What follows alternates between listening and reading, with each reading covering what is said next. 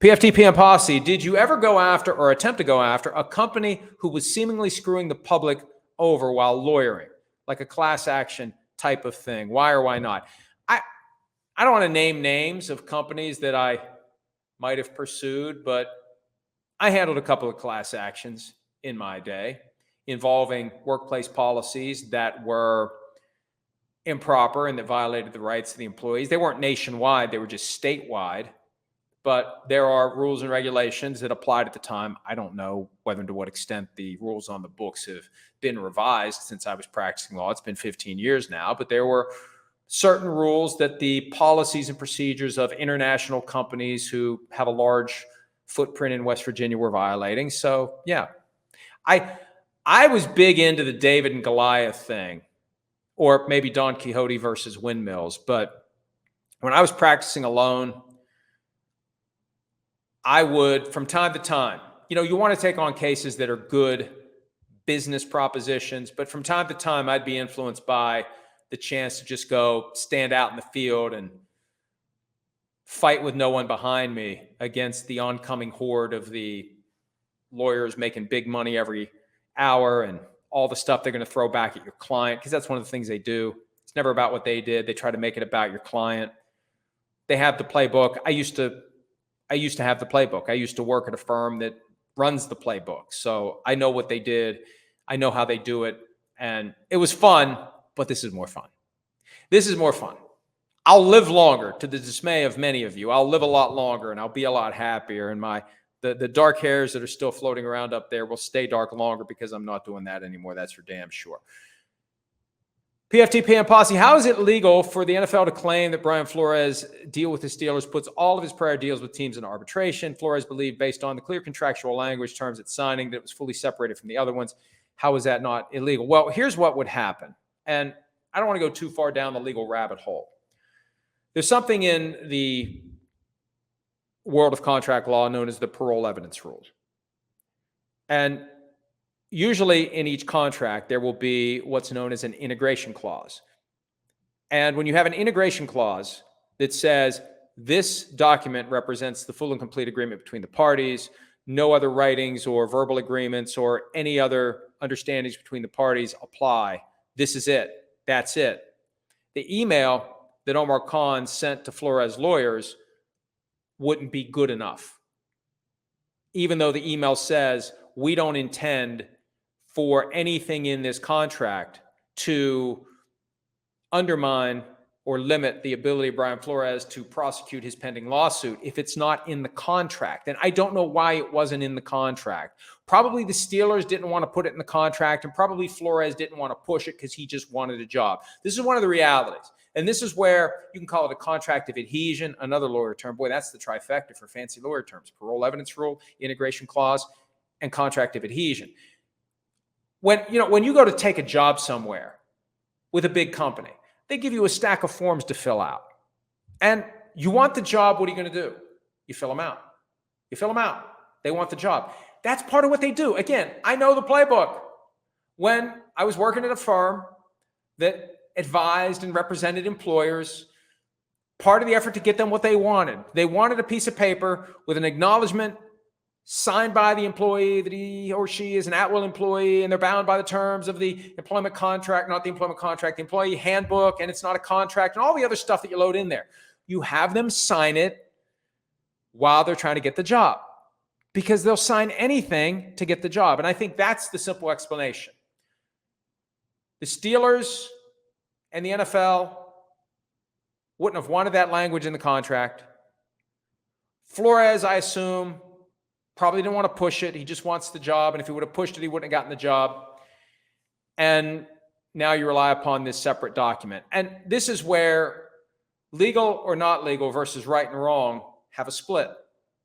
Because at the end of the day, the NFL may win. Parole evidence rule, nothing extraneous to this contract that contains the integration clause that said this is the full agreement, period. Doesn't matter what Omar Khan said. That's not part of the agreement. And Brian Flores signed a contract that said no other writings, no other understandings, no other agreements are enforceable. That makes the Omar Khan email meaningless. It doesn't make it right that the NFL did it. Right versus wrong versus legal or illegal. And I don't mean an illegal criminal, but not something that would hold up in court. So maybe it holds up in court, but it's wrong. And I'm interested to see if Mike Tomlin gets asked about it tomorrow when the Steelers open training camp. I wonder if anyone who covers the Steelers will become aware of this story and say, hey, Mike Tomlin, what do you think of this? Now, he could say, I don't know anything about it, but I asked the Steelers for comment. And one of the reasons I asked the Steelers for comment, I wanted to make sure Tomlin knew about it. Because I got a feeling Tomlin's pissed. I got a feeling Omar Khan's pissed. He's the one who gave his word that this wouldn't be used against Brian Flores. And now the NFL is violating Omar Khan's word. And even though Omar Khan did nothing wrong, wouldn't you be pissed off if you give someone your word and then someone else swoops in and says, no, your word doesn't mean anything? Tom Marshall, is there a good chance Bill Belichick never becomes a head coach again? Yes, there's a good chance he never becomes a head coach again. There was the report last week that he fully intends to coach next year. And it's like, is it really that slow that passes as news? Of course he wants to coach again. Who's going to hire him? You got to get an owner to do it. And with the owner, you've got to overcome the concern internally that no matter what his contract says, it's Bill Belichick. Oh, Bill Belichick is only the coach. He has no say over the roster or the draft or free agency or anything else. Yeah, but the general manager who's 30 years younger than Bill Belichick, who's exercising final say, is, like the Cowardly Lion tiptoeing down the long hallway to the Wizard of Oz with whatever ideas that the general manager plans to implement with the full autonomy that the GM has contractually, because at the end of the day, it's Bill Belichick. Separate from that, you better have a fan base that wants him. That's why I think he's doing Pat McAfee's show every Monday. He's doing the Manning Cast every time they do it. He's doing Inside the NFL. Appeal to younger fans that will pivot from, we don't want this 72-year-old curmudgeon who the game has passed by, into, this guy's brilliant. This guy's incredible. We got to have this guy coach our team. You got to combine that with an owner who is willing to do it, and you hope that the media is somewhat cooperative, because frankly, and this is a reality, the press corps out there that covers each team, they want their jobs to be as easy as they can be. They don't want to deal with Bill Belichick, the curmudgeon, on a regular basis. So I think there still is a real chance he never coaches again. Poker.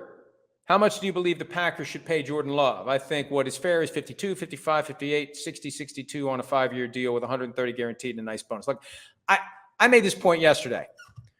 His salary for this year is low enough that they can get him to the top of the market in new money average. If that's his objective, if he wants to get to 55-1 or 56, if he wants to beat Joe Burrow and Trevor Lawrence, he can do it. And it's about a $47 million per year. On a 5-year extension, it would be $47 million in contract value on a 6-year deal. The key is this. What's the signing bonus? How much is fully guaranteed at signing? When do other injury guarantees flip to full guarantees? And most importantly, when can you tear it up and walk away? Not with $85 million in dead cap money like the Broncos have, but an easy walk away. 2 years? 1 year like the Raiders had with Derek Carr?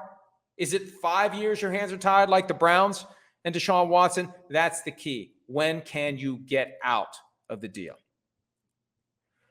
All right. I'm coming up on the 30-minute mark here. Let's see what else I have. Manuel Villa, do you think Deshaun Watson will ever come out with his side of his story in a documentary, or will he just leave it in the past? As someone who has maintained his innocence, it stands to reason that he would do so as an image rehab. I mean, there could be like an unauthorized documentary at some point, and I have a feeling that'll happen. Will Deshaun Watson be part of it? I mean, there's a point where you just want to move on with your life. I assume at this point, he'd like to just move on with his life and try to rebuild his career. Manuel Villa, again, in light of recent talks, how soon do you think we can get 18 games? Well, I mean, in light of the fact that the NFL seems to be ready and willing to roll over and give the 18 games. Peter King called me yesterday after we wrote about Lloyd Howell's comments to the Washington Post and said, hey, Lloyd Howell spoke a couple weeks ago to Mike Jones of The Athletic, And one of his quotes is, "Who wouldn't want more football? I know I do." I mean, you've got to play hard to get here. You've got to put up a fight. Even if at the end of the day, the players are not going to miss game checks. You don't have to make it easy for the NFL. Because if you do, what's going to happen? They're going to grab more. They're going to grab more. The easier you make it, the more they're going to want. To get the best possible terms for the players you represent, you have to fight them on 18 games. You have to say no, no, no, and there's only one way to turn it into yes. Because think about it. Current CBA lasts through 2030. Now we get to the expiration of the CBA. The NFL wants 18 games. We'll lock you out until we get it. That's a different analysis than what does it take to make it happen now? See, this is where the players have leverage because there's nothing the NFL can do to force the players to take 18 games until the current CBA expires. If they want to entice them to do it early, that's where the union can get a lot of stuff. And I guarantee you, the more that Lloyd Howe makes it seem like it's a done deal and everybody thinks it's a done deal, the harder it's going to be to get the best possible deal. So, I don't know. Look, it would impact the schedule. It would impact the dates of Super Bowls. I think at a minimum, it would be 2 years. 2027 would be the earliest. I don't know. But if they really want to do it, they'll make it work because as the union chief acknowledged, who doesn't want more football? I know I do. Hi, it's Mike Florio. Thanks for watching PFT on YouTube. Hit subscribe for the latest news and analysis from Pro Football Talk.